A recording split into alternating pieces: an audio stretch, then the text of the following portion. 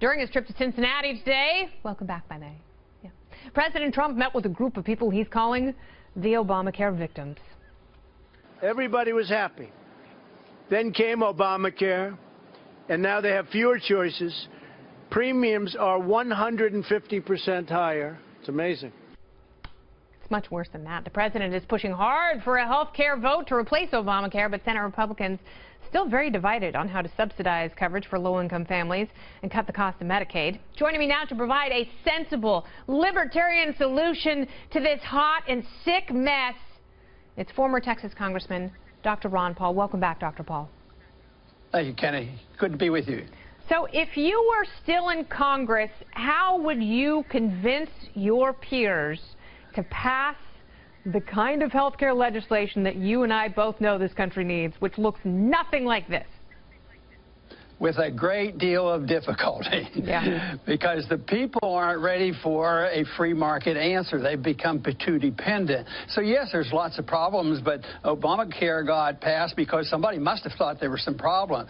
But there's a competition out there between those individuals who would love to have total socialism and a one-party payment system, and there's those who endorse and continue to use corporatism, because nobody's quite willing to take on the insurance companies, the drug companies, the hospital management companies, and that's about all they do.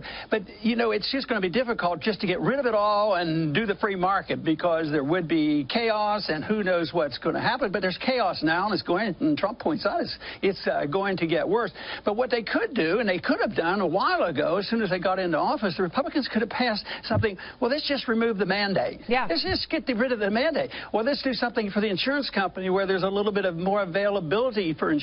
Let people get together and get their insurance. Then look at the tax code and why they force everybody to get their insurance through their employee. That's been the biggest problem. So we don't have an insurance system. We've destroyed the concept of insurance, and that is a big problem. So the marketplace, I'm still convinced, could work if we allowed it to work, and right now we're not on the verge of it. So there would be difficulty, because I would have to convince the people that it's better to have a society that's free and free markets, and try to convince them that they deliver cell phones and TVs cheaper every year, and you get good quality. There's nothing wrong with services. You can deliver services the same way, but nobody has this trust, because they demagogue and say, oh, the people will be dying in the streets and nobody cared, and Obamacare killed this person, and it goes on and on. So, no, and it really gets us away from the point of health care at all, at which, you know, we need more innovation. We need more technology, because technology and innovation will allow better treatments and allow for people to live better lives, longer lives.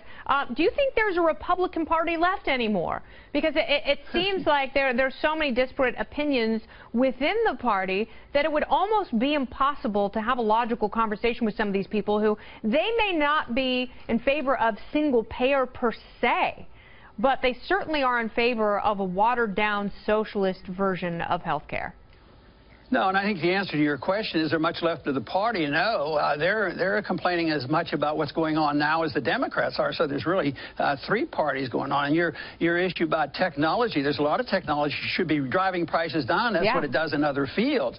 But it doesn't do this. Is one place is where the prices go up, and because you know, you get reimbursed by third parties, and they're forced to do it. An insurance company, I understand, they may complain now and then, but they were all for this Obamacare. So they're in business. This is corporatism at its worst. But the one problem with conservatives and Republicans so often is they get stuck and they defend what's happening because a corporation makes money. They say, oh, that must be free enterprise, and it isn't. That's not free enterprise, because all they did was, with this new mandate, they shifted the money from the government to the insurance companies, so it's corporate welfare on the grandest scale. Dr. Paul, thank you so much for your time and your expertise. I appreciate it.